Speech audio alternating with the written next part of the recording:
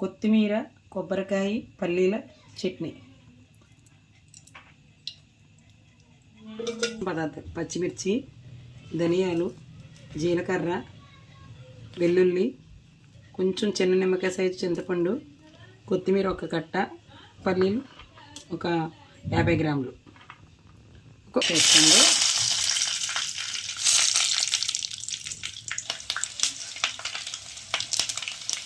ధనియాలు, జీలకర్ర, తర్వాత కొత్తిమీర,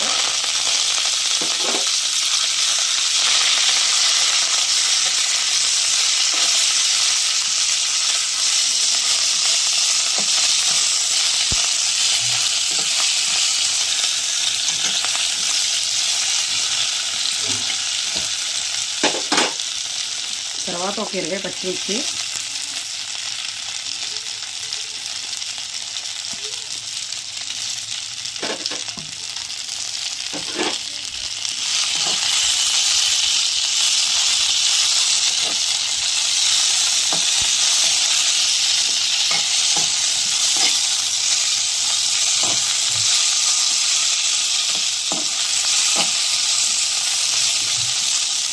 కాసేపు మగ్గనివ్వండి.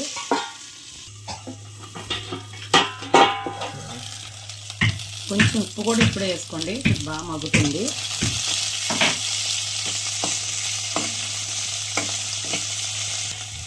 బాగా వేగింది. ఒక్క నిమిషం పక్కన పెట్టి అప్పుడు మిక్సీలో వేస్తాను.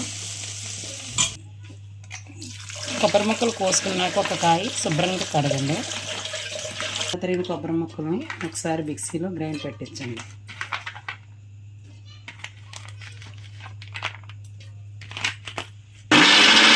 కొంచెం చింతపండు, 10 వెల్లుల్లి రెబ్బలు, వేయించిన పోపుని మిక్సీలో వేసేసుకోండి.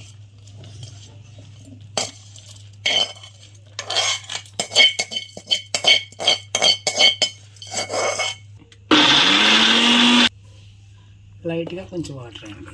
చూడండి, మిక్సీలో రెడీ అయింది. ఇప్పుడు దీన్ని తాలింపు పెడుతున్నాను, అప్పుడు బాగుంటుంది. చూడండి, 1 స్పూన్ ఆయిల్ వేయండి.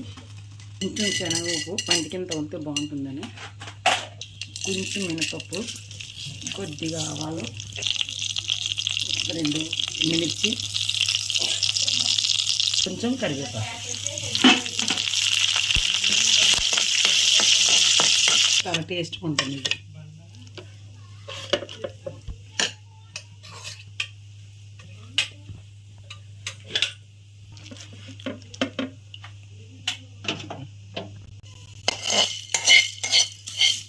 దీన్ని తాలింపు వేసుకుని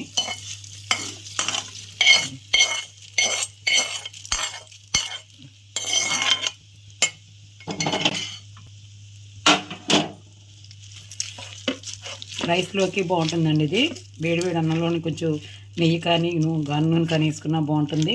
అలాగే ఇడ్లీలోకి బాగుంటుంది, దోశలోకి బాగుంటుంది. మనం ఊతప్ప వేసుకుంటాం కదా, అందులో కూడా చాలా బాగుంటుంది. టేస్టీ కొత్తిమీర, కొబ్బరి, పల్లీల చట్నీ. మా ఛానల్ని లైక్ చేయండి, బెల్ కొట్టండి, సబ్స్క్రైబ్ చేయండి.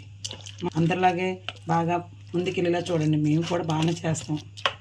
ఇప్పుడు దీంట్లోకి నేను దోశ వేస్తున్నాను. చూడండి, మినప దోశ. కొంచెం వేడెక్కేదాకా కొంచెం ఆయిల్ వేయండి.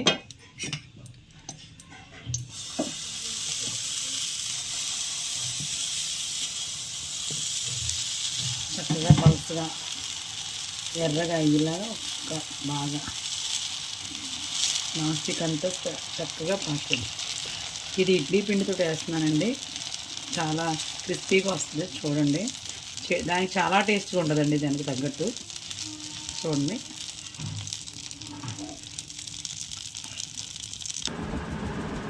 ఫుల్గా తీరుతో